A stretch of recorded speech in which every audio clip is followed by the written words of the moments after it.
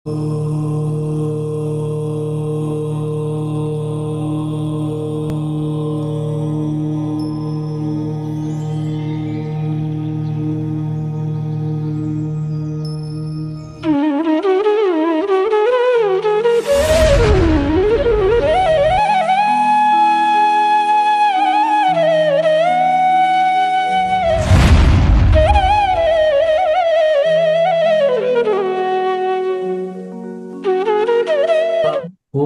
नमः सिद्धेभ्यः। ओम नमः सिद्धेभ्यः। सिद्धं शुद्धं पनमीय जिनीन्द्रवरनेमिचन्दमकलङ्कं गुणरयन भूषणुदयं जीवसपरुवनं मोक्षम। बोलो देवादिदेव 1008 श्री श्रेयांसनाथ भगवान की जय। देवादिदेव 1008 श्री नेमिनाथ भगवान की जय। देवादिदेव 1008 श्री बाहुबली भगवान की जय। सिद्धांत चक्रवर्ती आचार्य श्री नेमिचंद्राचार्य महामुनिराज की जय। संत शिरोमणि आचार्य गुरु और विद्यासागर जी महामुनिराज की जय। विद्याकुल शिरोमणि आचार्य श्री समय सागर जी महामुनिराज की जय। श्रमण शिरोमणि निर्यापक महाश्रमण मुनि पुंगव श्री सुधा सागर जी महामुनिराज की जय। समस्त मुनि संघ की जय। मति ज्ञान और श्रुत ज्ञान के अध्ययन के बाद कल की कक्षा में हमने अवधि ज्ञान का प्रारंभ किया था। जो अवधि ज्ञान है, उस अवधि ज्ञान में सर्वप्रथम हमने 370 नंबर की गाथा में पढ़ा था, द्रव्य क्षेत्र काल भाव की अपेक्षा से जिसके विषय की सीमा हो उसको अवधि ज्ञान कहते हैं। परमागम में इस अवधि ज्ञान का दूसरा नाम सीमा ज्ञान भी है। इसलिए सबसे पहला शब्द दिया अवहि, मतलब अवधि जिसकी है। इसके भगवान ने दो भेद किए हैं। जिनेन्द्र भगवान ने भव प्रत्यय एवं गुण प्रत्यय। अब सर्वप्रथम तो इस अवधि ज्ञान की मर्यादा होती है द्रव्य क्षेत्र काल के भाव द्वारा, और इस गुणस्थान के दो भेद किए, भव प्रत्यय और गुण प्रत्यय। ठीक है। इस प्रकार से जो 370 नंबर की गाथा है उसमें अवधि ज्ञान के ऐसे स्वरूप को हम समझे। फिर अवधि ज्ञान के विषय में बहुत सारे बातों को भी हमने पढ़ा। अवधि ज्ञान के भेद प्रभेदों को भी एक सामान्य रूप से देखा। गाथाओं के माध्यम से आचार्य महाराज स्वयं उसमें देंगे। कल एक प्रस्तावना रूप में हमने समझा था। आइए 371 नंबर की गाथा को अब हम देखते हैं। आपके स्क्रीन पर भी है, आपके सामने पुस्तक हो तो उसमें 187 पेज पर है 371 नंबर की गाथा। भव पच्चई गोसुर निर, भव पच्चई गोसुर निर, यानं तित्थे विसव्व अंगुत्थो, यानं तित्थे विसव्व अंगुत्थो, गुणपच्चई गुणरतिरी,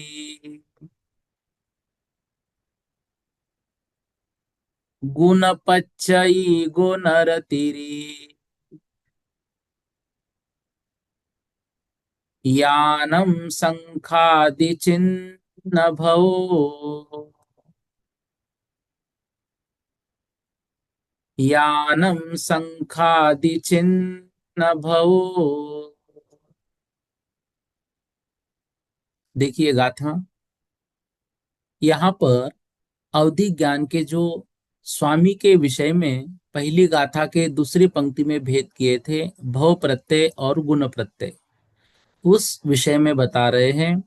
भव पच्च ईगो सुर निर्यानम तिथेवी सव अंगुत्थो। जो भव प्रत्यय नामक अवधि ज्ञान होता है वह भव पच्चयुगो, वह भव प्रत्यय नामक अवधि ज्ञान सुर मतलब देव, निर्यानम मतलब नारकी, तिथेवी, तिथे मतलब तीर्थंकरों के भी होता है। और ये जो अवधि ज्ञान ये कहाँ से उत्पन्न होता है, तो फिर बताया सव अंगुत्थो, यह अवधि ज्ञान सर्व अंग से उत्पन्न होता है। भव पच्चईगो, भव प्रत्यय नामक अवधि ज्ञान सुर मतलब देवों के, निर्यानम मतलब नारकियों के, तिथे मतलब तीर्थंकरों के, सव अंगुत्थो अर्थात संपूर्ण अंग से उत्पन्न होता है। गुण पच्चईगो अर्थात गुण प्रत्ययक नामक जो अवधि ज्ञान है, नर तिरियानम, ये किसके होता है गुण प्रत्येक अवधि ज्ञान, यह नर मतलब मनुष्य, तिरियानम मतलब संगी पंचेंद्रिय तिर्यंश। देखो स्पष्ट लिख रहे हैं। कल एक दीदी ने मुझे प्रश्न किया था व्हाट्सएप पर कि आपने दो तीन जगह पर विषय लिया कि अवधि ज्ञान मनुष्य और तिर्यंचों के भी होता है, हमने तो कभी तिर्यंचों के सुना नहीं है। देखो यहाँ स्पष्ट लिख रहे हैं, गुण पच्चयुगो, गुण प्रत्यय नामक अवधि ज्ञान पर्याप्तक मनुष्य और संगी पंचेंद्रिय तिर्यंचों के होता है। यह अवधि ज्ञान शंखादि चिन्ह भवो, जो शंखादि चिन्ह है उन चिन्हों के माध्यम से होता है। यह जो अवधि ज्ञान है, अवधि ज्ञान दो प्रकार के बताए, भव प्रत्यय और गुण प्रत्यय। भव प्रत्यय मतलब होता है नरकादि भव ही जिसका कारण हो। नरक गति जिसने प्राप्त की उनको अवधि ज्ञान मिलेगा ही मिलेगा, क्योंकि उस गति की विशेषता है। देव गति जिनको मिली उनको अवधि ज्ञान होगा ही होगा, ये उन गति की विशेषता है। तीर्थंकर पर्याय जिन्होंने प्राप्त की उनको जन्म से अवधि ज्ञान होगा ही होगा, क्योंकि उस भव प्रत्यय है, उसमें निमित्त भव है। अब नरकों में जो अवधि ज्ञान है, यदि वो सम्यक दृष्टि है तो ठीक है, यदि वो मिथ्या दृष्टि है तो कुअवधि है। देवों में भी वो कुअवधि हो सकता है, जो मिथ्या दृष्टि देव है उनका। दूसरा भेद किया गुण प्रत्यय, गुण प्रत्यय बताया मनुष्य और तिर्यंचों के, और वो होता है शंखादि चिन्ह जो होते हैं उनके माध्यम से। वह गुण प्रत्यय किस कारण से होता है, सम्यक दर्शन की विशुद्धि आदि जो है वह गुण प्रत्यय में कारण है। भव प्रत्यय देव और नारकियों के होता है, और भव प्रत्यय सर्वांग से होता है। इस भव प्रत्यय के जो भेद है वह कहलाते हैं देशावधि। इन भव प्रत्यय जिसमें कारण है वह अवधि ज्ञान मात्र देशावधि होता है। कल हमने अवधि ज्ञान के तीन भेद देखे थे, देशावधि, परमावधि और सर्वावधि। तो उसमें देशावधि अवधि ज्ञान भव प्रत्यय वालों का होगा। इसकी व्याख्या आगे खुद देने वाले, इसलिए उसमें डिटेल में अभी हम नहीं जा रहे हैं। गुण प्रत्यय अवधि ज्ञान जो है वो पर्याप्तक मनुष्य और पर्याप्तक संगीत तिर्यंचों के होता है। इसके लिए शंखादि चिन्ह बताए। शंखादि मतलब शंख आदि, आदि से कमल चिन्ह होता है, वज्रादि चिन्ह होता है, ऐसे बहुत सारे शुभ चिन्ह होते हैं। तो नाभि के ऊपर शंख, कमल, वज्रादि शुभ चिन्हों के माध्यम से, इसी के साथ साथ गुण प्रत्यय अवधि ज्ञान कभी कभी सर्वांग से भी होता है, उसमें कोई दिक्कत नहीं है। तो ऐसा वो गुण प्रत्यय अवधि ज्ञान। अब ये कौन कौन से इसके भेद होंगे, तो इसके तीनों भेद होंगे, याद रखना। कौन कौन से होंगे तीनों भेद, देशावधि भी हो सकता है, परमावधि भी हो सकता है, और सर्वावधि भी अवधि ज्ञान का इनका भेद हो सकता है, इसमें कोई दिक्कत नहीं है। इस प्रकार से जो अवधि ज्ञान है उन अवधि ज्ञान के हमने यहाँ पर अभी भेदों को पढ़ा। अब भेदों को पढ़ने के बाद यहाँ पर बता रहे हैं कि वह जो अवधि ज्ञान है वह शंकादि चिन्ह भवम, शंकादि चिन्ह, शंकादि चिन्ह ये चिन्ह नाभि के ऊपर होते हैं। इसमें अभी हमने पढ़ाना, शंख का चिन्ह होता है, कभी कमल का चिन्ह होता है, कभी वज्र का चिन्ह होता है, कभी जो साथिया बनी हुई होती है जो स्वस्तिक हम बनाते हैं, कभी मत्स्य का चिन्ह होता है, कभी कलश का चिन्ह होता है। ऐसे शुभ चिन्ह होते हैं, शुभ आकार रूप होते हैं, ऐसे शरीर में लक्षण दिखते हैं, वहां आत्मा के प्रदेश जो उसमें स्थित है, वो अवधि ज्ञानावरण कर्म और वीर्यांतराय कर्म के क्षयोपशम से वहां से अवधि ज्ञान उनका लगाया जाता है। यह गुण प्रत्यय अवधि ज्ञान मनुष्य और संगी पंचेंद्रियों के होता है। भव प्रत्यय अवधि ज्ञान में भी सम्यक दर्शन आदि गुणों का सद्भाव है ही, नहीं ऐसी बात नहीं है, लेकिन ये सम्यक दर्शन आदि गुणों के कारण अवधि ज्ञान नहीं हुआ। जो गुण प्रत्यय है ये गुणों के कारण हुआ, भव प्रत्यय जो ये हुआ वह उसमें भव निमित्त है, गुण निमित्त नहीं है, उसमें भव निमित्त है। तो भव निमित्त होने के कारण वह जो जीव है वहां पर जाने के बाद उसको वो चीज मिलती ही मिलती है। तो गुण प्रत्यय में मनुष्य तिर्यंच भव का सद्भाव है, तथापि उन पर्यायों की अपेक्षा नहीं है। भले गुण प्रत्यय जो अवधि ज्ञान है वो मनुष्य और तिर्यंचों को ही होता है। देखो ध्यान से दो बातें हैं, भव प्रत्यय मतलब भव भी उसमें कारण है, गुण प्रत्यय मतलब सम्यक दर्शनादि गुणों के कारण। अब भव प्रत्यय अवधि ज्ञान में भी सम्यक दर्शनादि गुण होते हैं, कुछ कुछ जीवों के सम्यक दृष्टि जो है, लेकिन उसमें कारण उनका सम्यक दर्शनादि गुण नहीं है, उसमें कारण उनके भव है। अच्छा, गुण प्रत्यय अवधि ज्ञान ये भी तो मनुष्य और तिर्यंचों को हो रहा है, देव और नारकियों को नहीं हो रहा है। इसको हम भव प्रत्यय, इसको हम भव प्रत्यय नहीं कहेंगे। अगर इसको हम भव प्रत्यय कहेंगे तो सभी मनुष्य और सभी तिर्यंचों के होना चाहिए, सभी के तो नहीं प्राप्त हो रहा है। मतलब किसका हो रहा है, तो कुछ मनुष्य के और कुछ तिर्यंचों के, कुछ मनुष्य और कुछ तिर्यंचों के। क्यों? क्यों? इसलिए क्योंकि सम्यक दर्शनादि गुण प्राप्त करके उन्होंने विशेष विशुद्धि को प्राप्त कर लिया है। अब ऐसे विशुद्धि आने के बाद उनके शरीर पर चिन्ह प्रकट होते हैं, उन चिन्हों के माध्यम से, या फिर हो सकता है कि उस सर्वांग से जान रहे हो, इसमें कोई भी दिक्कत नहीं है। इस तरह से हमें यह बात यहाँ पर समझनी है। तो यहाँ पर अभी दो बातें हमने पढ़ी। जो अवधि ज्ञान है वह द्रव्य क्षेत्र काल भाव की अपेक्षा से सीमा लिए हुए है, और वह जो अवधि ज्ञान है उसको सीमा ज्ञान भी कहा जाता है, वो भव प्रत्यय और गुण प्रत्यय नाम से होता है। अब जो अवधि ज्ञान है यह अवधि ज्ञान सीमित रूप में भले ही है, लेकिन मति ज्ञान श्रुत ज्ञान सीमित रूप में होने के बाद भी परोक्ष है। अवधि ज्ञान जो है यहाँ पर परोक्ष न होकर प्रत्यक्ष है। सीमा भली है उसकी लेकिन वो प्रत्यक्ष है। मन पर्य ज्ञान प्रत्यक्ष है, केवल ज्ञान तो प्रत्यक्ष है ही, उसमें कोई दिक्कत नहीं है। फिर हमने दूसरी बात यहां पर पढ़ी, अवधि ज्ञान के दो भेद, भव प्रत्यय और गुण प्रत्यय। अब सम्यक्त्व के द्वारा जो जीव अनुव्रति हो या महाव्रति हो, ऐसे गुण जिसमें हो वह अवधिज्ञान गुण प्रत्यय अवधिज्ञान होता है। ऐसा जो अवधिज्ञान है वह जो जीव है वह जीव संगी पर्याप्तक मनुष्य हो सकता है या तिर्यंच भी हो सकता है। अब ऐसे दो प्रकार की बातों को हमने पढ़ा।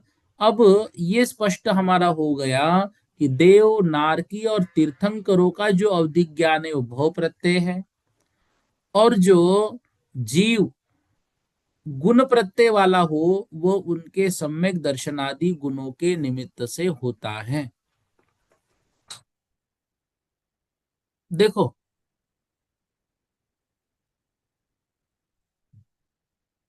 अब जो तीर्थंकरों के अवधि ज्ञान होता है उस विषय में ये गोमरसार जीव कांड की जो हिंदी टीका मेरे पास है उसमें एक बहुत अच्छी बात लिखी है, ध्यान से। तीर्थंकरों का अवधि ज्ञान भव प्रत्यय क्यों माना? बहुत सारी जगहों पर भव प्रत्यय नहीं लिखा है, तो तीर्थंकरों का अवधि ज्ञान भव प्रत्यय क्यों माना? ऐसे में तो मनुष्य गति भी भव में कारण माननी पड़ेगी। तो यहां पर उन्होंने बहुत सुंदर उत्तर लिखा, ध्यान से आप सभी देखना। तीर्थंकर बनने वाला जीव, ध्यान से, तीर्थंकर बनने वाला जीव कहां से आता है? या देवगति से आता है या नरक गति से आता है?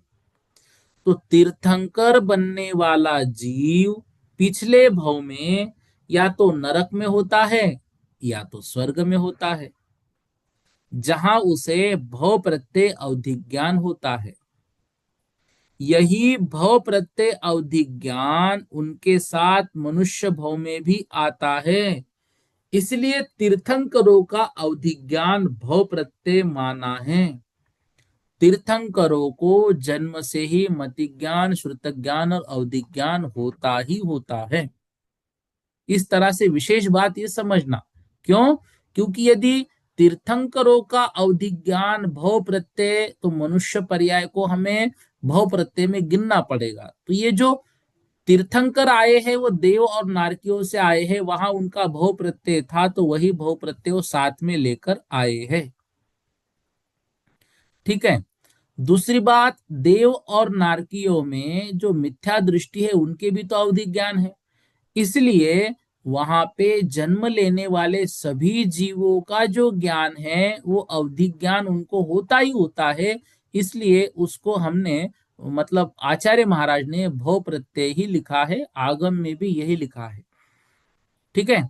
इस प्रकार से जो गुण प्रत्यय है, उन गुण प्रत्ययों की विशेषता में जो भव है वो तिर्यंच और मनुष्य भले ही दिए हो, लेकिन उनके गुण में जो सम्यक दर्शन आदि, विशुद्धि या अनुव्रत महाव्रत आदि लिखे हैं।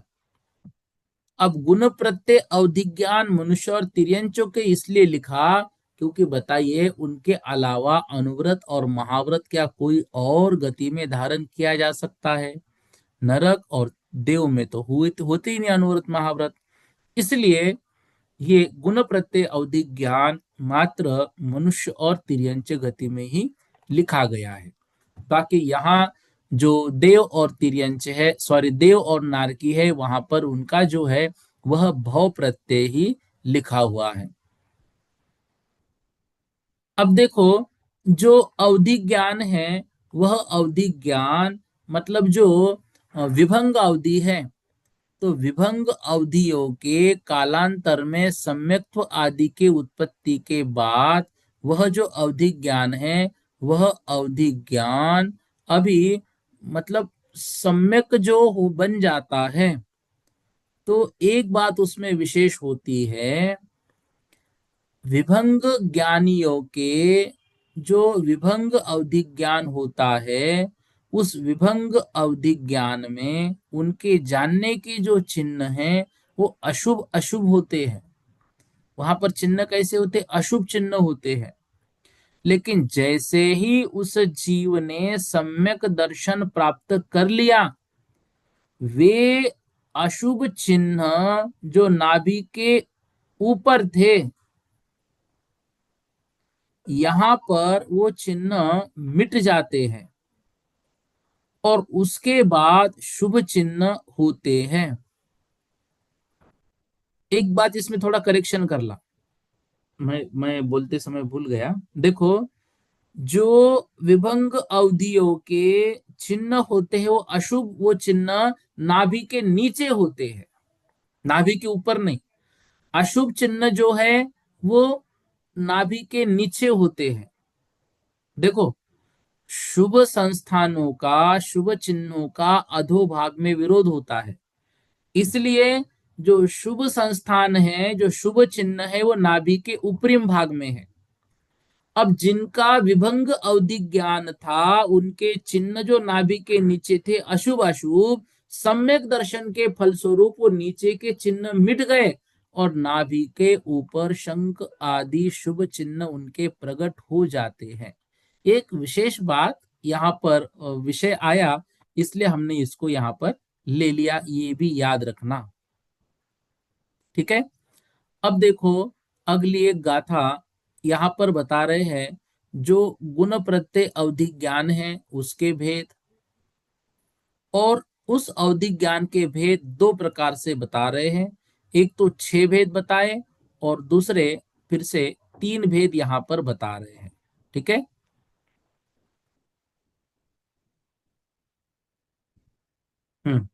372 की गाथा देखो।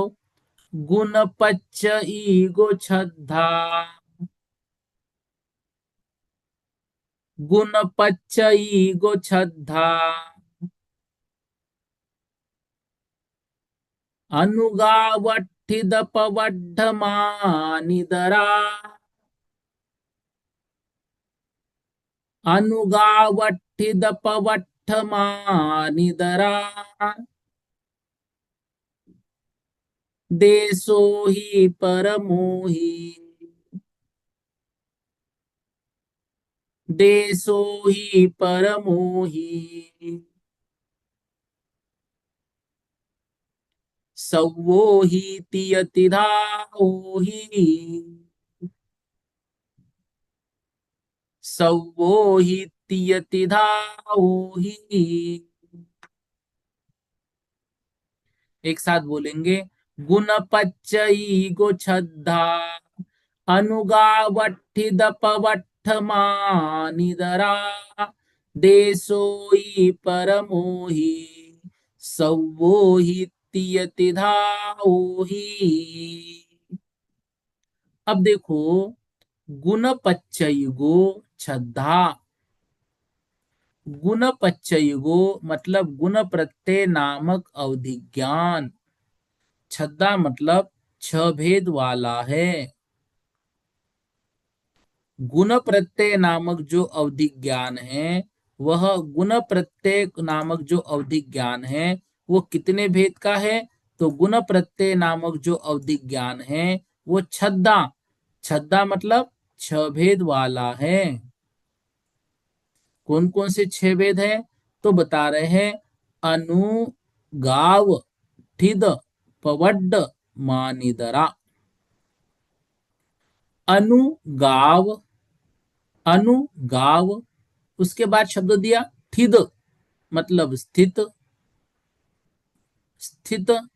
फिर उसके बाद दिया पवड्ढ, पवड्ढ मान, पवड्ढ मान मतलब बढ़ने वाला। इधरा मतलब इससे विपरीत। तो पहले तो ये लेंगे अनुगाव मतलब अनुगामी। फिर स्थित, स्थित का अर्थ लेंगे यहां पर अनुग, अनुग मतलब अनुगामी। फिर यहां से अव शब्द निकलेगा अवस्थित, ठीक है ना। अनुग मतलब अनुगामी, अव शब्द निकलेगा अवस्थित। फिर प्रवर्धमान मतलब वर्धमान, बढ़ने वाला।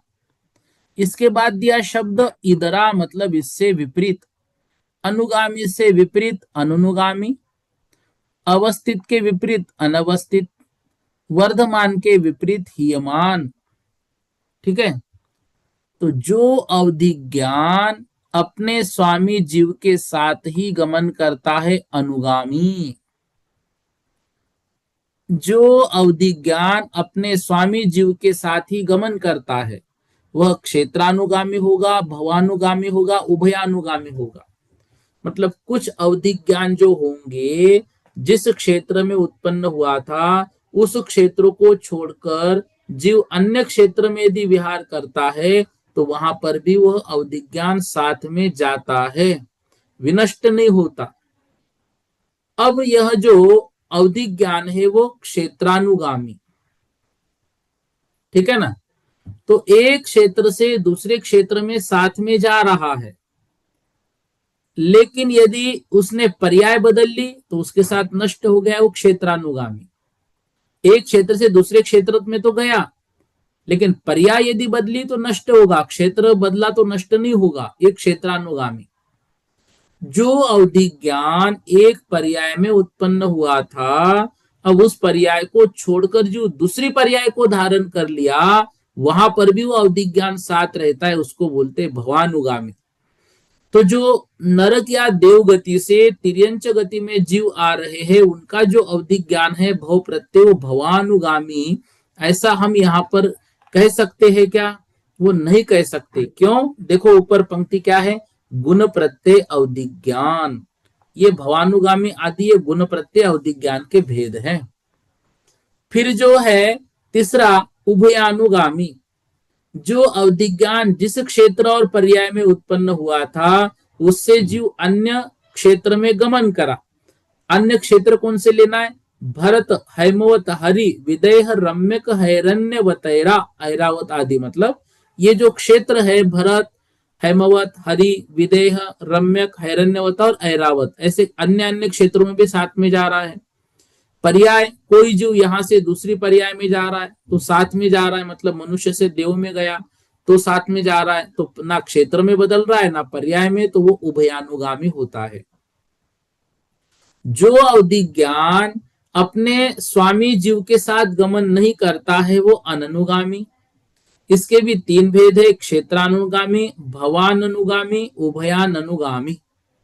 बस जो व्याख्या अभी हमने देखी उससे यहाँ पर विपरीत ले लेना। जो क्षेत्र में साथ में ना जाए, जो भव में साथ में न जाए, जो दोनों में भी साथ में न जाए। अब जो अवधिज्ञान सूर्य मंडल की तरह घटे बढ़े नहीं, एक ही प्रकार का रहे, वह अवस्थित है। सूर्य जो होता है वो कम ज्यादा नहीं होता है, चंद्रमा कम ज्यादा होता है। तो जो अवधिज्ञान ऐसा ना घटता है ना बढ़ता है, घटे नहीं बढ़े नहीं, एक ही प्रकार का रहे, उसको हम बोलते हैं अवस्थित। और जो अवधिज्ञान कदाचित घटता है, कदाचित बढ़ता है, कदाचित अवस्थित रहता है, वह अनवस्थित होता है। जो अवधिज्ञान शुक्ल पक्ष की चंद्रमा की तरह बढ़ते बढ़ते अपने उत्कृष्ट तक बढ़ता ही रहता है, वो वर्धमान। और जो अवधिज्ञान कृष्ण पक्ष के चंद्र की तरह घटता घटता नाश तक आता है, वो हीयमान। इस प्रकार अवधिज्ञान के जो छह भेद है, वो छह भेद यहाँ पर बता रहे हैं। इसी के साथ अब जो नीचे वाली पंक्ति है उसमें देखिए, देशो ही परमोही सवोही। देशो ही मतलब देशावधि, परमोही, ओही मतलब अवधि, तो परम अवधि मतलब परमावधि, सवोही मतलब सर्वावधि। इस प्रकार से यह जो अवधि ज्ञान है वह और भी तीन प्रकार से होता है। कौन कौन सा? वह दिया देशावधि, सर्वावधि और परमावधि। इस प्रकार से जो अवधि ज्ञान है, उन अवधि ज्ञान के तीन भेद किए। अब वो अवधि ज्ञान कौन कौन सा है, मतलब देशावधि क्या है, परमावधि क्या है और सर्वावधि क्या है, वह खुद विषय गुरुदेव हमको बताएंगे, तब हम उसको लेते हैं। अगली गाथा देखिए 373 नंबर की। भव पच्चई गोही,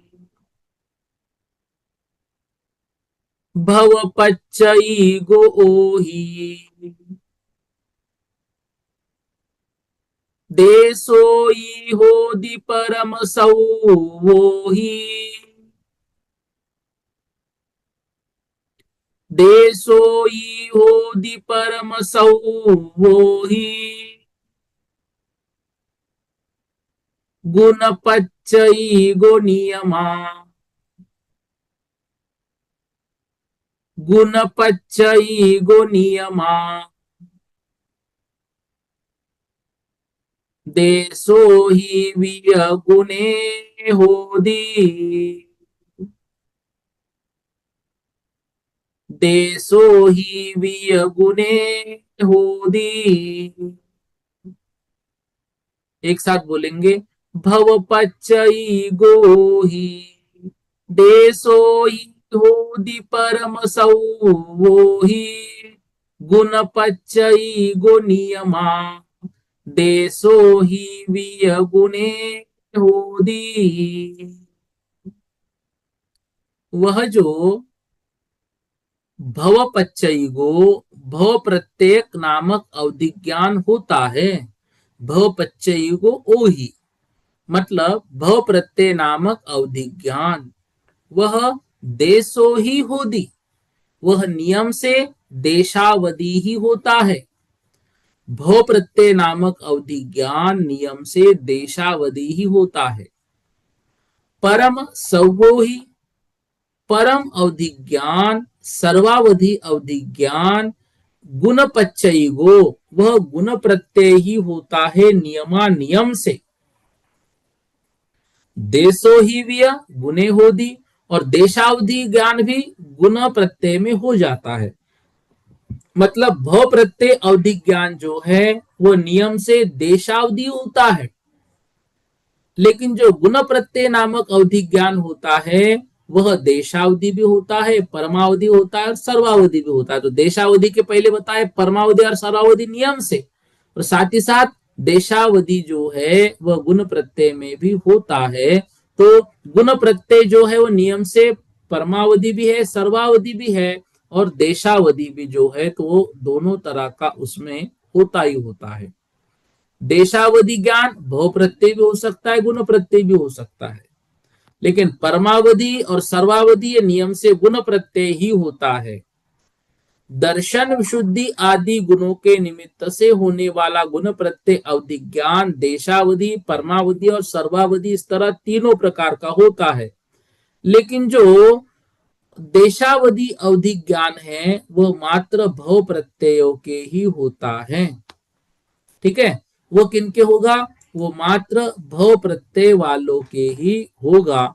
इस प्रकार से यहां पर हमने भेद पढ़े। तो भव प्रत्यय अवधि ज्ञान नियम से देशावधि का, परमावधि और सर्वावधि नियम से गुण प्रत्यय होता है। देशावधि ज्ञान भव प्रत्यय और गुण प्रत्यय दोनों प्रकार के होता है।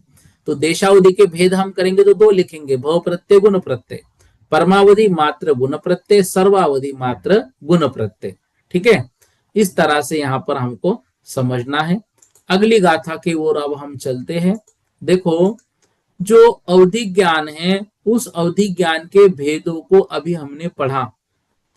उसके बाद जो अवधि ज्ञान के भेद देशावधि किए, परमावधि किए, वो किसको कौन कौन सा होता है वह बताया। अब इसके अगले नंबर की गाथा देखो, 374 नंबर की। इस गाथा के माध्यम से वह जो देशावधि अवधि ज्ञान है वो देशावधि अवधि ज्ञान कौन से जीव का होगा, मतलब संयमी, असंयमी, मनुष्य या दिगंबर मुनि महाराज, वो किनका होगा वो यहां पर बता रहे हैं।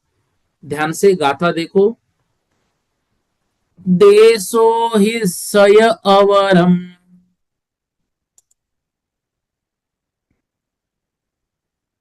एक क्या दिया, देशो हिस्सय अवरम, देशो हिस्सय अवरम। ठीक है, कहीं कहीं पर देशा वही सभी शब्द पढ़ने को मिल सकता है, कोई नहीं। देशो वही सय अवरम, नरतिरयेहूदि संजदम्मिवरम्, नरतिर्येहूदि संजदम्मिवरम्, परमो हि सवो हि, परमो हि सवो हि, चरम सरिसवीरदस्स, चरम सरिसवीरदस्स, देशो हिस्सय अवरम। देशो हिस्स, देश ओ हिस्स, देश मतलब देश, ओ ही मतलब अवधि स, जो देशावधि अवधि ज्ञान है। तो देशावधि अवधि ज्ञान जो है वह किसका होता है, तो देशावधि अवधि ज्ञान अवरम, अवरम मतलब जघन्य, वरम मतलब उत्कृष्ट। ठीक है, तो देशावधि का अवरम मतलब जघन्य, नर तिर्ये, नरक सॉरी नर मतलब मनुष्य, तिर्ये मतलब तिर्यंच। तो देशावधि अवधि ज्ञान जो जघन्य वाला होता है वो मनुष्य और तिर्यंच दोनों के होता है। संजदम्मी, वरम मतलब जो वर मतलब उत्कृष्ट देशावधि होगा वो संयमी के ही होगा। तो देशावधि अवधि ज्ञान का जघन्य भाग मनुष्य और तिर्यंच के होता है, मतलब संयमी मनुष्य हो चाहे असंयमी हो, दोनों के भी मनुष्य और तिर्यंचों में होता है, देव और नारकियों में नहीं। ठीक है ना। देशावधि का जघन्य भेद संयमी या असंयमी मनुष्य तिर्यंच में होता है। ठीक है, नर तिर्य, क्योंकि देव और नारद इसमें नहीं दिया, मनुष्य और तिर्यंच दिया, ये जघन्य।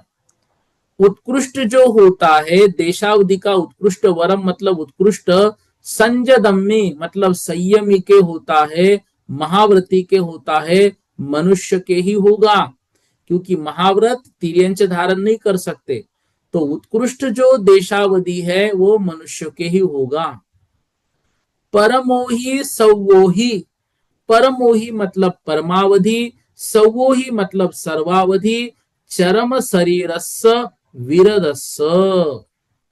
परमावधि और सर्वावधि जो है वो जघन्य हो चाहे उत्कृष्ट हो, वो चरम शरीरी मनुष्यों का, विरधि मतलब महाव्रती मनुष्यों में ही होता है। चरम मतलब क्या, चरम अर्थात संसार का अंत जिनके हुआ, चरम शरीर मतलब अब उस भव से जो मोक्ष को जाने वाले हैं उनको बोलते हैं चरम शरीरी। ऐसा चरम शरीर वज्र वृषभ नारा सनन होता है, ऐसे शरीरों के धारी जीवों के ही परमावधि और सर्वावधि अवधि ज्ञान होता है। उसी देशावधि के और भेद जो है वो 375 नंबर की गाथा में यहां पर हमको बता रहे हैं। देखिए 375 नंबर की गाथा अभी हमको पढ़नी है।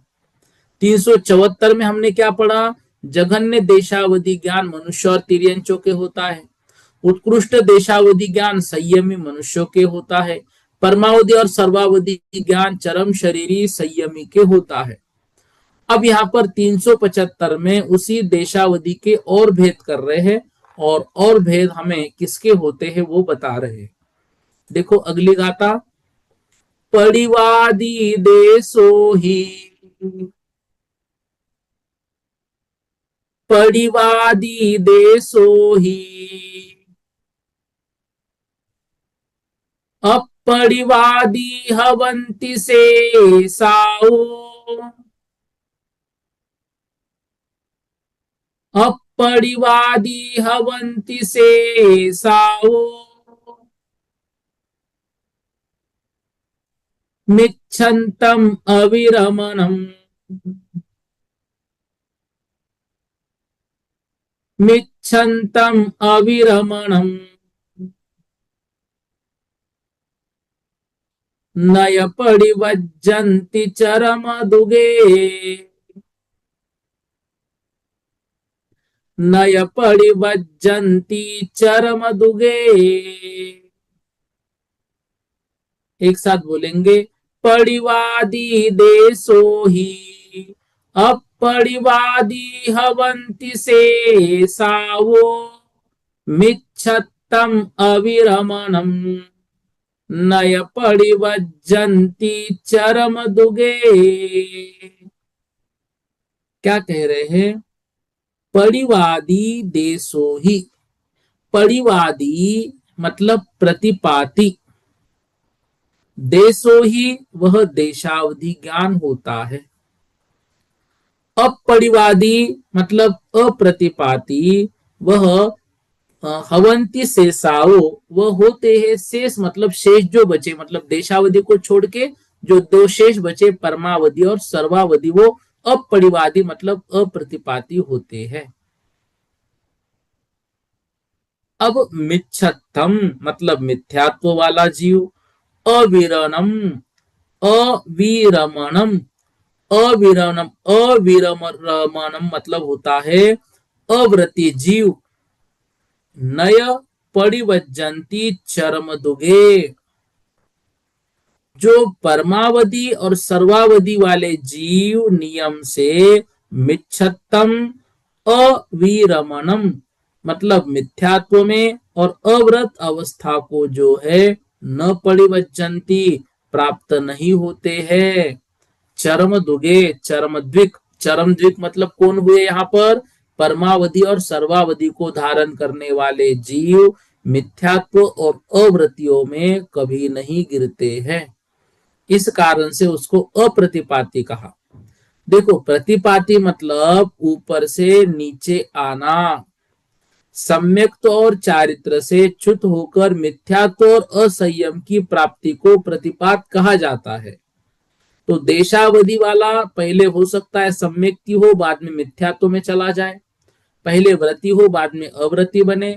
तो इस तरह का प्रतिपात देशावधि वाले का हो सकता है। लेकिन अपरिवादी हवंती शेषाओ, जो शेष परमावधि और सर्वावधि है, वो अप्रतिपाती है। क्यों अप्रतिपाती है? क्योंकि मिथ्यात्व में और अव्रत में परमावधि और सर्वावधि वाले जीव न परिवज्जंती, कभी नहीं गिरते हैं। इस कारण से ये दोनों अवधि ज्ञान अप्रतिपाती ही है, और देशावधि ज्ञान जो है वह प्रतिपाती हो तो हो, अप्रतिपाती भी है। वो अप्रतिपाती और प्रतिपाती दोनों प्रकार का हो सकता है। ठीक है। कौन सा ज्ञान? देशावधि प्रतिपाती अप्रतिपाती दोनों है। जो परमावधि और सर्वावधि है वो दोनों भी अप्रतिपाती है, क्योंकि मिथ्यात्व और असंयम को वे जीव प्राप्त नहीं करते हैं। इस तरह से यहाँ पर इसके विषय में हमें समझना है। तो देशावधि अवधि ज्ञान भव प्रत्यय गुण प्रत्यय हुआ, मनुष्य और तिर्यंचों के होता है जघन्य। सकल सभी मुनिराज को वो उत्कृष्ट देशावधि होगा तो देशावधि अवधि ज्ञानी सम्यक तथा व्रत से छूट भी सकते हैं। परमावधि अवधि ज्ञान भव प्रत्यय है ही नहीं, गुण प्रत्यय है, चरम शरीरी मुनिराज के होता है, उत्कृष्ट देशावधि से ऊपर है और सर्वावधि से नीचे तक ये होता है। परमावधि अवधि ज्ञानी नियम से सम्यक तथा व्रत से नहीं छूटते। सर्वावधि ये भी गुण प्रत्यय है, चरम शरीरी मुनि महाराज के होता है, इसके उत्कृष्ट और जघन्य ऐसे कोई भेद नहीं होता है, उसको सर्वावधि कहते हैं। परमावधि के देशावधि से ऊपर वाला, सर्वावधि से नीचे वाला, ऐसे भेद हो सकते हैं, लेकिन सर्वावधि का कोई भेद नहीं। उत्कृष्ट जघन्य सब एक। सर्वावधि अवधि ज्ञानी नियम से सम्यक तथा व्रत से जो है तो छूटते नहीं है। इस तरह से यहाँ पर उसके विषय में समझना। तो देशावधि ही प्रतिपाती है, परमावधि और सर्वावधि जो प्रतिपाती नहीं है। इस तरह से इस गाथा के माध्यम से हमने समझा। 376 नंबर की जो गाथा है, उस 376 नंबर की गाथा में अवधि ज्ञान द्रव्यादि चतुष्टय की अपेक्षा से वर्णन है। उसको कल की कक्षा में हम समझेंगे। आज की कक्षा में जो है हमने सर्वप्रथम अवधि ज्ञान की विशेषता ली। अवधि ज्ञान की विशेषता होने के बाद अवधि ज्ञान के स्वामी बताए, भव प्रत्यय के देव और नारकी पर्याय और तीर्थंकर पर्याय, गुण प्रत्यय के मनुष्य और तिर्यंच, शंकादि चिन्हों से युक्त होता है, नाभि के ऊपर ये चिन्ह होते हैं। जो विभंग अवधि होता है उनके नाभि के नीचे चिन्ह होते, अशुभ चिन्ह होते हैं। जो गुण प्रत्यय अवधि ज्ञान है वो 6 प्रकार का दिया, अनुगामी, अनुगामी, अवस्थित, अनवस्थित, वर्धमान, हीयमान। देशावधि और परमावधि और सर्वावधि ऐसे 3 भेद भी उस अवधि ज्ञान के किए हुए हैं।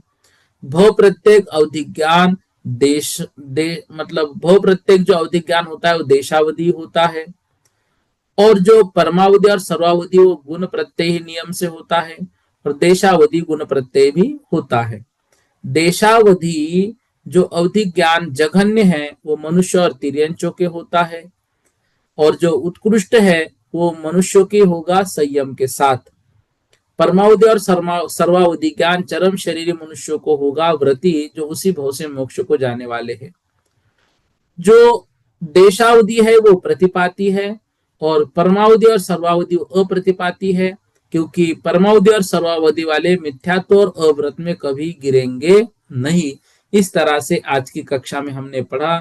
इसके आगे हम कल की कक्षा में विषय को रखेंगे। सुलेखा दीदी जी, क्या प्रश्न है आपका? शीघ्रता से पूछिए। भैया जी आपने क्या पहले पढ़ा होगा हम लोगों ने, परिभाषा देशावधि परमावधि की परिभाषा क्या आएगी? देखो, देशावधि अवधि ज्ञान जो है वह उसका जो है उसकी मर्यादा बहुत कम है, और देशावधि अवधि ज्ञान जो है वह असंयमी के होता है। परमावधि और सर्वावधि अवधि ज्ञान के विषय में ऐसा लिखा जाता है जो देशावधि के ऊपर है और सर्वावधि से नीचे है वो परमावधि। और सर्वावधि अवधि ज्ञान में उत्कृष्ट और जघन्य भेद नहीं होते, सामान्य रूप से आप समझिए। फिर जो है अभी अभी आगे गाथाएं आएगी इसकी व्याख्या के लिए, तो आगम के अनुसार इसकी व्याख्या भी हम पढ़ेंगे। अभी हमने सामान्य रूप से आपको बताया, ठीक है। भैया जी एक प्रश्न और है। बोलो। ये है कि जैसे देव देव यानी जो देव में देव रहते हैं ना, उनको हम्म। 6 महीने के बाद जब उनकी आयु 6 महीने बचती है तब उनको अपकर्ष का आता है, आयु बंद होता है। और हाँ, भोग भूमि के मनुष्य का 9 महीने में आता है। नारियों का हम्म। कब आता है अपकर्ष काल, आयु बंद का? नारकियों का भी जो है, नारकियों का भी जो है तो वो 6 महीने पहले ही आता है। नारियों का भी 6 महीने पहले आता है। हाँ हाँ हाँ। अच्छा, ठीक है भैया जी। जी। शोभा दीदी जी बोलिए। जय जिनेन्द्र भैया जी।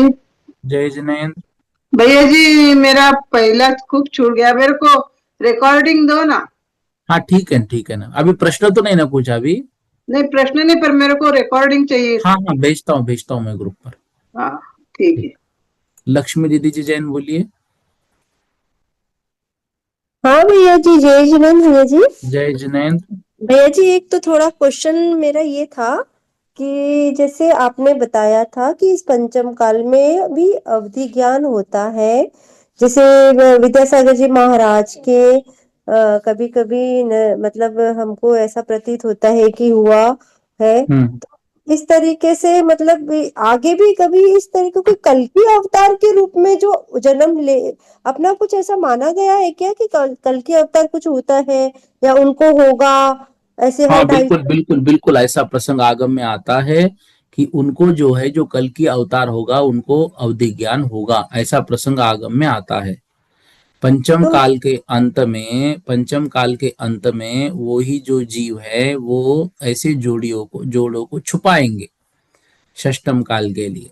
वो अवधि ज्ञान से जानेंगे ऐसा काल आने वाला है, तो ये लिखा है आगम में, उसमें कोई दिक्कत नहीं, ठीक है ना। तो भैया जी ये कल्कि क्या होते हैं और ये क्यों अवतार लेंगे? अब जैन धर्म में भी बताया, वैष्णव धर्म में भी बताया, तो देखो, ये क्या है ऐसा कुछ? ये ऐसा नहीं, कल की क्या है, ये अवतार मतलब ऐसा अवतार नहीं बोलना है कि ये हमारे यहाँ पर तो क्या है, वो तो जोड़ों को बचाने के लिए है। वहां पे तो वो कल की अवतार मानते हैं एक। देखो, जो भी अन्य धर्म की बातें हैं वो हमारी बातें जो हमारे आगम में लिखी हुई है, बस उन्होंने उसको लेकर अपने मत वहां पर पुष्ट किए हैं। जैसे हम आदिनाथ भगवान का जो वर्णन लिखते हैं, आदिनाथ भगवान को उन्होंने पढ़ा लेकिन वीतरागी उनको मानना नहीं है, तो फिर उन्होंने आदिनाथ के बराबर ही जो महादेव है उनका वर्णन किया, वो भी कैलाश पर्वत पर रखे। उनका चिन्ह जो है हम वृषभ मानते, उन्होंने उसको नंदी बैल उनके सामने रखा। उनके हमने जो गंधर आदि माने तो उन्होंने गणेश जी आदि वगैरह रखा। ऐसे बहुत सारी बातें हैं, उन बातों को उन्होंने लिखा क्योंकि उनको भी उनका अपना मत पुष्ट करना है, बाकी तो उनमें कुछ था ही नहीं। मतलब उनके शास्त्रों में ये लिखा है कि आपने ये सारी बातें जैनों से सीखी है, चाहे मंदिर की बात हो चाहे भगवान के स्वरूप हो सब, लेकिन अब वो स्वीकारते नहीं उनको, वो अपना ही पूर्णतया करते हैं। बाकी इस कल्कि के विषय में जो है वो बातें मतलब अभी हमारे इस वर्ष शायद आएगी कभी तो लेंगे, नहीं तो कभी एकाद वर्ष प्रसंगवश हम उसको रख देंगे, ठीक है ना, कभी कुछ प्रसंग आया तो। ओके ठीक भैया है। भैया जी क्वेश्चन और था मेरा कि जैसे ना तीर्थंकर बनने वाला जी पिछले भव में या तो नरक में या स्वर्ग में जन्मे तो वहां उनके भव प्रत्यय होता है। तो जैसे उन्होंने तीर्थंकर प्रकृति का बंध जिस भी भव में किया तो उस समय तो उनके गुण प्रत्यय हुआ होगा, फिर वो वहां वहां पर साथ में गया होगा तो वहां पे वो थोड़ा भव थोड़ा प्रत्यय सुनो सुनो होगा। सुनो, मैं आपका प्रश्न समझ गया। मान लो अभी आप है या हम है या कोई भी है, उन्होंने तीर्थंकर प्रकृति का आश्रय किया तो अवधि ज्ञान है, ये जरूरी नहीं ना। कोई गुण प्रत्यय हो ये भी जरूरी नहीं है। सिर्फ इतना बता रहे हैं, जब तीर्थंकर भव में जन्म लेना होता है तो वह जीव या तो देव गति से आता है या नरक गति से आता है। मनुष्य गति से तिर्यंच कोई नहीं बनेगा, तिर्यंच गति से सॉरी मनुष्य गति से तीर्थंकर कोई नहीं बनेगा, तिर्यंच गति से भी तीर्थंकर कोई नहीं बनेगा। तो सिर्फ उसके पिछले भाव वाली बात है, वो मनुष्य में जो तीर्थंकर बनकर आ रहा है या तो देव गति से आ रहा है या नरक गति से आ रहा है, तो दोनों के साथ जो वहां पे उनका अवधिक ज्ञान था वो साथ में लेकर आ रहा है। तो सिर्फ इस कारण से भव प्रत्यय। गुण प्रत्यय देखो, जिसने तीर्थंकर प्रकृति का आश्रय कर लिया उसको उस समय अवधिक ज्ञान हो, ये कोई जरूरी नहीं है। नहीं और भैया जी, अवधिक अगर ज्ञान के होगा, साथ भी कोई बंद करे तो कोई दिक्कत नहीं है ना। नहीं अगर होगा तो वो सबसे पहले गुण प्रत्यय में ही आएगा, फिर वो वहां जाके वो प्रत्यय हो जाएगा ना, अगर बाई द वे हुआ तो। हाँ हाँ हाँ हाँ, मान लो कोई मुनि महाराज जी है, उनको यहाँ पर अवधिक ज्ञान है और अवधिक ज्ञान के साथ उन्होंने तीर्थंकर प्रकृति का आश्रय प्रारंभ कर लिया, यहां से मरकर वो देवगति में गए और देवगति में उनको जो अवधिक ज्ञान होगा वो भव प्रत्यय होगा। वहां गुण प्रत्यय ये अवधिक ज्ञान उनके साथ में नहीं गया, वहां पे उनका भव प्रत्यय अवधिक ज्ञान रहेगा। ओके भैया जी, थैंक यू, बहुत अच्छा। साधना दीदी जी जैन बोलिए, थोड़ा शीघ्रता कीजिए, बहुत वक्त है और हाथ हाँ, बहुत जय ऊपर जिनेन्द्र है। भैया जी। जय जय जिनेन्द्र जिनेन्द्र। भैया जी, जो हम्म। सर्वाधि अवधि ज्ञान होता है तो वो 6वें गुण स्थान से 12वें गुण स्थान तक ही होता है क्या? बिल्कुल, गुण स्थान उसमें कौन सा रहेगा? गुणस्थान देखो, चरम शरीर लिखा है और विरति महाव्रति लिखा है, तो 6वें से 12वां गुणस्थान ही रहेगा। हाँ, ये सही है ना, यही मैं सोच रही बिल्कुल थी। बिल्कुल ठीक है। जी, जय जिनेन्द्र भैया जी, यही क्वेश्चन। हाँ नीलम दीदी जी, जल्दी जल्दी बोलिए। भैया जी जय जिनेन्द्र। जय जिनेन्द्र। मनुष्य और त्रियंचों को मतलब अवधि ज्ञान होता है, तो पहले तो अवधि ज्ञान होता है, बाद में अगर वो मिथ्यात्व में गया तो कु अवधि हो जाता है ना। मतलब कु अवधि नहीं होता मनुष्य और त्रियंचों को, जैसे नारकी और देवों को होता है, वैसे मनुष्यों को कु अवधि नहीं होगा ना, पहले तो देखो, अवधि ज्ञान होगा। हाँ पहले उनको अवधि ज्ञान होगा, क्योंकि गुण प्रत्यय जो लिखा जा रहा है वो सम्यक दर्शन की विशुद्धि से लिखा जा रहा है, तो उनको कु अवधि वहां पर नहीं होगा। तो वो बिल्कुल मतलब सही बाद कह में। रहे हैं आप। हाँ, और मतलब देव और नारकियों को तो मतलब सम्यक्ति रहे तो अवधि रहेगा, पर अगर हाँ मिथ्या के साथ रहेंगे तो को अवधि ही रहेगा वहां। बिल्कुल बिल्कुल सही कहा आपने। और भैया जी जैसे उन्होंने कहा कल की उपकल की, तो जैसे 500 वर्ष में उपकल की होता है और 1000 वर्ष में कल की होता है, तो जैसे ये जो राजा जैसे औरंगजेब थे, इस टाइप के लोग जो होते हैं यही तो कल की टाइप अपकल की होते हैं ना, मतलब ऐसे बिल्कुल कुछ बिल्कुल है, ऐसे भी प्रसंग आए हैं आगम में, लेकिन हम ऐसा स्पष्ट नहीं कह सकते, बट ये जो नाम आए ऐसा लिया भी जाता है उदाहरण के तौर पर। उस विषय में लेंगे कभी, प्रसंगों विषय ले लेंगे उसको, अभी छेड़ो वो सब लोग डिस्टर्ब हो जाएंगे। जी भैया जी, जय हाँ जी। हाँ। A20 आरती जी ऐसा लिखा है, बोलिए।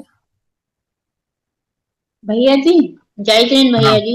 जय भैया जी, जिनेन्द्र। आपने जो गुण प्रत्यय का बोला है, तो गुण प्रत्यय में नाभि के ऊपर शुभ रहता और नाभि के नीचे जो चिन्ह रहते हैं अशुभ रहते हैं, तो ये चिन्ह की अभी वर्तमान में भी पहचान होती क्या? बिल्कुल, अगर किसी के अवधि ज्ञान है तो। और ये क्वेश्चन है कि ये चंद्र विज्ञप्ति इनके अपन ने जो फार्मूले वो गाथा के अनुसार जो अपन ने निकाली थी, इनकी संख्या हम्म। निकाली थी, तो इनकी गाथा याद करना है क्या? नहीं, इनकी गाथा याद नहीं करनी है। तो फिर अपन संख्या संख्या याद करेंगे फिर भैया। बिल्कुल संख्या याद कीजिए। जो देखो, आपको वो गाथा आएगी तो अर्थ के लिए आएगी, आपको उसका अर्थ निकालते आना चाहिए। जी, और मैं एक बार तो सांगानेर बात करूंगा, उनको मैं बोलूंगा जी कि कुछ गाथाएं ऐसी मैं टिक करके दूं जो याद करनी आवश्यक है, मतलब हमारे जीवन के लिए भी जो आवश्यक है, तो वैसा मैं उनसे रिक्वेस्ट करूंगा कि मैं वो टिक करके दूं क्या। वैसे तो गाथाएं पूछने नहीं नहीं जाती है अभी तक, तो अब इस साल क्या नियम बनाते मैं आपको बोलूंगा, समय समय पर जैसा मेरे पास अपडेट आता है मैं बोलूंगा। ठीक। जी, धन्यवाद भैया। अमेरा जी जैन बोलिए। जय जिनेन्द्र भैया जी। जय जिनेन्द्र। भैया जी, आपने बताया कि तीर्थंकर के वो तो सर्वास देश से आते हैं, वो वहां से कहाँ आएंगे, नरक से कहाँ आ रहे हैं? ऐसा कौन बोला, देखो दोनों जगह से आते हैं तीर्थंकर, नारक पर्याय से भी आते हैं। अभी जो सुनो मेरी बात, रावण तीर्थंकर बनने वाले हैं, तो पहले सर्वा सिद्धि ऐसे वहां सुनो ना जाएंगे मेरी फिर बात, बाद में जाएंगे। ना ना ना, नरक से सीधे आके तीर्थंकर बनेंगे वो, ऐसा कोई जरूरी नहीं कि वहां से सर्वार्थ बोलो। नरक गति से देवगति जा सकते हैं क्या? अच्छा नरक गति से देवगति में नहीं जाया जाता, देवगति से नरक गति में नहीं जाया जाता, ठीक है ना। तो नारकी और देव दोनों गतियों से तीर्थंकर बनते। बहुत सारे तीर्थंकर देव से आए हैं, बहुत सारे तीर्थंकर नरक से भी आए हैं। जी भैया जी, ठीक है। मध्यम मध्यम पद का भाग अपन इसमें लगाएंगे 1,61,00,000 में, तो भागफल 112 करोड़ 23 लाख वही संख्या आएगी। बिल्कुल सही। सही है। हम्म, फिर जो भागफल बचेगा वो बाह्य प्रवेश हो जाएगा। बिल्कुल ठीक है भैया, ठीक है। ठीक है। जय हाँ, ऐसा जिनेन्द्र। याद करते जाओ, इसको रोज दोहराओ तब याद होगा। वीना दीदी जी जैन बोलो, सभी लोग एक एक प्रश्न पूछो, निवेदन है, वक्त बहुत हो गया। हाँ, वीना दीदी जी जैन नहीं पूछना है। स्तुति खुद दीदी ही जी निकल जैन बोलो। भैया जी जय जिनेन्द्र। भैया जी मैं ये पूछना बोलो चाह बोलो रही बोलो। हूँ, हाँ, भैया जी सम्यक और सम्यक दर्शन में क्या अंतर है? कोई अंतर नहीं, दोनों एक ही बात है। नहीं, जैसे इसमें इसके जो 53 भेद आते हैं और ये 9 लब्धियां होती हैं, इसमें सम्यक चारित्र आता है। इसके 2 भेद है ना, तो उसमें 9 लब्धियों में सम्यक चारित्र अनंतराय अंतराय के 5 भेद आते हैं। और फिर 2 भेद और कौन से हो गए? फिर इसमें 7 भेद तो ये हो गए। तो सम्यक चारित्र और 5 अंतराय के 7 भेद हो गए सम्यक दर्शन अरे के ये क्षायिक 9 लब्धि सम्यक में। हुआ, क्षायिक चारित्र हुआ, जो 8 गुना हुंति सिद्धानम दिया है ना, तो सम्मत नान दंसन, तो सम्मत नान दंसन वीर्य सुहुमम तहेव अवगहनम, तो अनंत वीर्य अनंत सुख ये भी उसमें लेंगे चारों, ठीक है। और 5 अंतराय के। नहीं भैया जी, उसके जो 9 भेद है ना, क्षायिक सम्यक दर्शन के 9 भेद हो गए ना, 5 तो अंतराय हो गए और 2 अरे सम्यक आप और 9 लब्धियां पूछ रहे हो कि क्या हाँ, पूछ 9 रहे हो? लब्धियां हाँ, 9 लब्धियां पूछ रही हूँ मैं। हाँ, ठीक है ना। देखो, जो 9 लब्धियां होती है, वो 9 प्रकार की जो लब्धियां है, वो 9 प्रकार की लब्धियां आप कल की कक्षा में तो बताई थी ना पूरी। भैया जी मैंने नहीं सुनी कल 9, मैं तो मैं आपको लिख के भेज देता हूँ, व्हाट्सएप आप मुझे एक बार भेज दो, ठीक है। अच्छा हाँ, भैया जी मुझे मुझवानी बता दो, याद है, मैं कंफ्यूज हो रही हूँ। मैं आपको लिख के भेजता हूँ ना। अच्छा ठीक है भैया हाँ जी। हाँ। स्तुति जी जैन बोलो शीघ्रता से। भैया, जो तीर्थंकर प्रकृति का बंध है वो तो मतलब मनुष्य पर्याय में ही होगा, हाँ, है ना, क्योंकि विशेष अनुकंपा होने पे और मुनि राजों के ही होगा। क्यों मनुष्यों के क्यों नहीं होगा? क्योंकि वो जो विशेष प्रकार की अनुकंपा वगैरह तो मुनियों को ही ऐसा नहीं, देखो, जो षोडश कारण भावनाओं को भा रहा है ऐसे जीव को होगा। वो मुनि महाराज हो ये जरूरी नहीं, मनुष्यों को भी हो सकता है। ठीक है भैया, धन्यवाद। शशि प्रभा जी जैन लिखा है, बोलो। जय जिनेन्द्र भैया जी। जय जिनेन्द्र। भैया जी सागरमल जैन बोल रहा हूँ मैं, इनका हस्बैंड बोल रहा हूँ। मैं भी जुड़ा हुआ हूँ, 8 साल का ही हूँ विद्यार्थी। हाँ, बोलो न, बोलो जय जिनेन्द्र। जय जिनेन्द्र भैया जी, मैं निवेदन कर रहा था कि जैसे अधिकांश बार तो हम शास्त्र में पढ़ते हैं सवाल सिद्धि से आए हुए तीर्थंकर जीव ही तीर्थंकर बनते हैं, लेकिन इसमें कुछ अपवाद है जिसमें आप बता रहे हो कि नरक गति से भी आगे तीर्थंकर नहीं, बन देखो, सकते हैं। इसको अपवाद रूप में मत लो, ये तो नियम, ऐसा अपवाद नहीं है। देखो, हाँ। अधिकतर आते सर्वार सिद्धि से है, लेकिन नरक से भी तीर्थंकर बनते हैं सीधा आकर।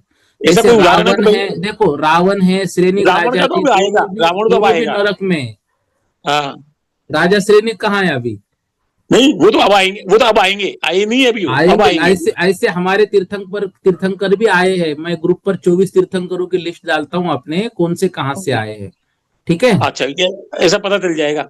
अच्छा, हाँ दूसरी मैं कह रहा था कि जैसे हाँ। वर्तमान में कोई ऐसे मनुष्य है क्या जिनको अवधि ज्ञान हुआ हो, या ऐसे कोई मुनि हो, आचार्य हो जिनको वर्तमान अवधि ज्ञान हुआ हो, उनके चिन्ह बने हो, ऐसा कोई वहां के उदाहरण आया देखो क्या? कैसा कोई? देखो, ऐसी जो बातें हैं ऐसे स्पष्ट तो हम नहीं कह सकते, किंवदंतियां कुछ कुछ है कि हाँ। कुछ जो मतलब इनको हो सकता है, ऐसा स्पष्ट किसी का नाम हम नहीं ले सकते। ये हमारी जी, जी। प्रबल भावना है कि भावना के वश हम ऐसा कहते हैं, मतलब हमें लगता है कि भाई आचार्य श्री को होगा। आचार्य शांति सागर महाराज जी के जीवन के कई ऐसे प्रसंग है जिसमें उन्होंने बहुत सारी बातों के विषय में भाई बोल दिया। मतलब कई उनके शिष्य जो है दिल्ली में भी है, तो कुंतलगिरी में वो कहते थे कि भाई वो लोग आने वाले, उनकी व्यवस्था करो। और उस समय तो ना मोबाइल थे, ना पत्र थे, ना कुछ है, फिर भी उनकी व्यवस्था रखो। ऐसे प्रसंग बहुत सारे देखने में आते हैं। लोग आचार्य विमल सागर जी की भी कहते थे पहले। आचार्य विमल सागर विषय, आचार्य विमल सागर जी के विषय में ऐसा निमित्त ज्ञान के विषय में आता है कि बहुत सारे निमित्तों को देख के ऐसा, देखो निमित्त ज्ञान बात अलग है, औदिक ज्ञान बात अलग है। लेकिन हम ऐसा स्पष्ट रूप से किसी का, जैसे हम ये भावनावश नाम ले रहे हैं, लेकिन ऐसा स्पष्ट रूप से किसी का नाम लिखा हुआ नहीं है। लेकिन पंचम काल में औदिक ज्ञान को मना भी नहीं किया है, पंचम काल में औदिक ज्ञान हो सकता है, लेकिन फिर भी इनके हो ही ये जरूरी नहीं है, और ना हो ये भी हम नहीं कह सकते हैं। ठीक है जी जी महाराज जी, भैया जी नमस्ते, जय जैन। शशि दीदी जी जैन बोलिए। जय जिनेन्द्र भैया जी। जय जिनेन्द्र। किसी जीव को गुण प्रत्ययावधि ज्ञान हो गया और बाद में हाँ। उसका छूट गया, तो क्या वो नाभि के ऊपर जो चिन्ह होते हैं वो मिट जाते हैं? बिल्कुल, जब उनका औदिक ज्ञान छूट गया तब उनके नाभि के ऊपर के जो चिन्ह हैं वो मिट जाएंगे। बिल्कुल सही, इसको नियम ही बना लेना ये। भैया जी ठीक है, जो कल की वाली बात हो रही ना, ये जोड़े नहीं छुपाते। कल की तो वो कर मांगते हैं ना जो राजा से, 1000 साल में होंगे, वो 500 साल में, वो अलग है। हाँ, ठीक है ना। अभी एक्चुअली क्या है, वो कल्कि का विषय थोड़ा सा अलग है, वो आगम में 2 प्रकार से वर्णित है, इसलिए हम उसको छेड़ नहीं रहे। कभी प्रसंग आया तो उसको ले लेंगे। अभी उस विषय को छोड़ो, उसको इग्नोर करो, अभी वो हमारे प्रसंग में तो कहीं है ही नहीं है। ठीक है भैया। हाँ। जय जिनेन्द्र भैया। जय जिनेन्द्र। मीना दीदी जी जैन बोलिए। जय जिनेन्द्र जी। जय जिनेन्द्र। हाँ भैया जी, जैसे अभी अपने एक प्रश्न आया था कि जैसे देवगति में जैसे 6 महीने पहले उनकी माला मुरझाने लग जाती है, और नरगति में तीर्थंकर प्रकृति जिनने बंद किया तो उनको 6 महीने उनको अलग करते हैं ना, उनको अलग से उनको एक बनाया जाता है आवरण। हाँ है ना, तो सभी नारकियों के लिए कुछ ऐसा 6 महीने पहले से व्यवस्था होती है क्या? उस विषय में मैंने प्रसंग पढ़ा था, लेकिन मैं भूल रहा हूँ। मैं मतलब स्पष्ट नहीं, मैं कल बताता हूँ कक्षा में। अच्छा ठीक। हाँ, उनका क्या होता है, मुझे ऐसा मतलब प्रसंग पढ़े में तो आया है, लेकिन कल कैसे क्या है मैंने कल बताता हूँ। बंद वालों का तो जो 6 महीने पहले से हो जाता है। हाँ, नहीं ठीक है ना। अभी क्या है, बहुत दिनों से वो विषय पढ़ने में नहीं आया, इसलिए प्रतिदिन वो चीज पढ़ना जरूरी है। अब ये प्रसंग आया तो इसको कल ले लेंगे, कल की कक्षा में। ठीक है। और भैया जी, जो आपने जो पेपर भेजे थे तो आपने बोला तो उसके उत्तर का PDF भेजेंगे, तो अभी तक नहीं आया। मैं पूर्णिमा दीदी से निवेदन करूंगा, और भी जो पिछले साल के ऐसे जो अच्छे अक्षर वाले दीदी आए, वो सब शास्त्र में एक बार लिख के खुद पेपर चेक करके मुझे भेजो, तो मैं ग्रुप में भेज देता हूँ। आपको सही बोलूं तो मेरे पास जो है ना उत्तर बनाने के लिए मैं सोचता बहुत हूँ, लेकिन वक्त बहुत कम है। अभी मैं सारा वक्त आपका दे रहा हूँ, आपके जो नोट्स है नहीं बना रहा हूँ। अभी 25 एक गाथाएं बन गई है। तो मैं मालूम है ना, हमने वहाँ पे अशोक नगर में आप पहुंचे थे, मुझे बहुत अच्छा लगा आपको देख के, इतनी खुशी, और परिवार को देख के मैं कुछ कह नहीं सकती कि भैया से हमारे गुरु से हम पढ़े ना, सामने दिख रहे हैं ना। कोई नहीं, ठीक है ना। अभी वो क्या है, मैं आपके नोट्स बना रहा हूँ जो मति ज्ञान श्रुतक ज्ञान के, तो उसमें बहुत वक्त लग रहा है, तो वो उसमें है, इसलिए बाकी ठीक है ना। बाकी स्कूल भी है, ये भी है। अब रात को 2 क्लास हो गई, 7 से 8 वो सप्तम वर्ष के हो गए, 8 से 9 ये क्लास हो गई। रात का तो कोई वक्त ही नहीं होता है। थोड़ा सा जो दीदिया है जो, हाँ बोलो। आप पुण्य का कितना अर्जन हो रहा है, कर्मों कितना क्षय हो रहा है, आगे के भाव नहीं तो मैं मना क्या कर रहा हूँ, मैं ये थोड़ी कह रहा हूँ कि मैं करूंगा नहीं, करेंगे ना। लेकिन ठीक है, मैं ऐसा ये नहीं बता रहा हूँ, थोड़ी व्यस्तता है, बाकी कुछ नहीं। गुरु जी जो आज्ञा देंगे वो काम करना ही है। ये भैया आओगे तो कितने कर्मों का क्षय हो रहा है, फुल टाइम इसमें दिमाग लगाना, कोई माइंड इधर उधर नहीं जाना, पर कितने शुभ कर्म की प्रकृति को बन रहा है। इससे देखो, शुभ प्रकृति हो रहे, कर्म निर्जरा हो रही है तो बात अलग है, लेकिन बस इतनी बात होती है कि फालतू के बातों के लिए वक्त ही नहीं बचता है। इतना तो कम से कम अच्छा होता है, इसका क्या उसका क्या इसके लिए तो नहीं, तो ठीक है। इसलिए सब लोग स्वाध्याय में लगे तो दुनियादारी की कोई मतलब ही नहीं बचता है। सही बात है। हाँ, आपके पुण्य की बहुत बहुत अनुमोदना भैया जी, जी बहुत जी बहुत जी, अनुमोदना। जय जिनेन्द्र। इतना पढ़ लेते हैं। बोधि समाधि परिणाम शुद्धि स्वात्मोपलब्धि शोषोक्य सिद्धि चिंतामणिम चिंतित वस्तुदानिम तामंद मानस्य ममास्तु देवी।